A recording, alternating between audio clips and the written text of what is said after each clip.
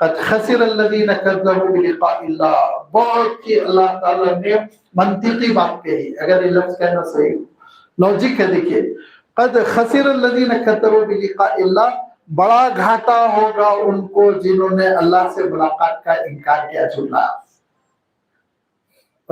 مرنے کے بعد کے حالات کا علم نہیں ہے نا، مجھے نہیں ہے، یہ تو اللہ کا کلام بتا رہا ہے یا اللہ کے رسول بتا رہے ہیں. اب جنہوں نے انکار کر دیا تو لازمی بات ہے ان کو تو بڑا گھاٹا ہوا، اور جنہوں نے مان لیا ان کا عالم یہ ہے کہ دیکھیں ماننے سے کیا نقصان ہوا. اللہ نہ کرے، اللہ میں نعوذ باللہ، غیر مسلم کے لیے میں کہہ رہا ہوں کہ آخرت کوئی چیز ہی نہیں ہے. تو ٹھیک ہے، جیسے تم فنا ہو گے ہم بھی فنا ہو گے، نقصان کیا ہوا ہمارا. لیکن اگر آخرت ایک حقیقت ہے تب تو پھنسو گے نا، تب تو پھنسو گے. ہم تو نہیں پھنسیں گے، انشاءاللہ نکل جائیں گے، کیونکہ ہم اللہ سے ملاقات کا ایمان رکھتے ہیں. جس خالق و مالک نے ہم کو بھیجا اس خالق و مالک کے دربار میں حاضر ہونا ہے، اور اتنا فطری اور دانش مندانہ اور عقل کو اپیل کرنے والا عقیدہ آخرت ہے کہ اس کو چھوڑ کر بیوقوفی کی باتیں کرتے ہیں لوگ. ایسی ایسی باتیں کرتے ہیں کہ آپ حیرت کریں گے کہ دوسرا جنم ہوگا، تیسرا کہاں تک ہوگا، تو اب جواب نہیں دے پاتے. کوئی کہتا ہے 7 جنم، کوئی کہتا نئی نئی باتیں. تو کہا اگر لے جا کر بنارس میں گنگا کے کنارے جلا دیا جائے تو اس کے بعد پھر جنم ختم ہو جاتا ہے. تو امریکہ والوں کا، آسٹریلیا والوں کا، عرب والوں کا، چائنا والوں کا، تم کتنے ہو؟ اتنے سے تو ہو نا.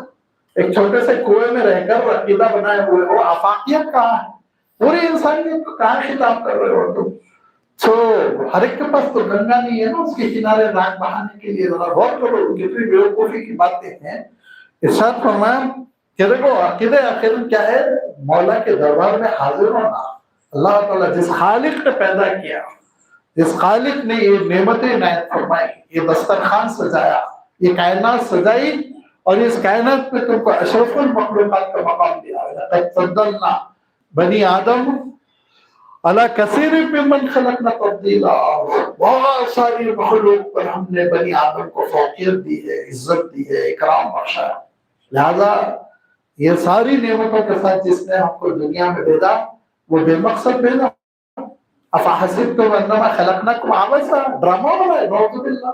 ڈرامے بھی کوئی ایک مقصد ہوتا ہے، بے مقصد نہیں ہوتا. تو کیلنڈر کا کھیل ہے نہیں، یہ دنیا بھائی دارالامتحان ہے.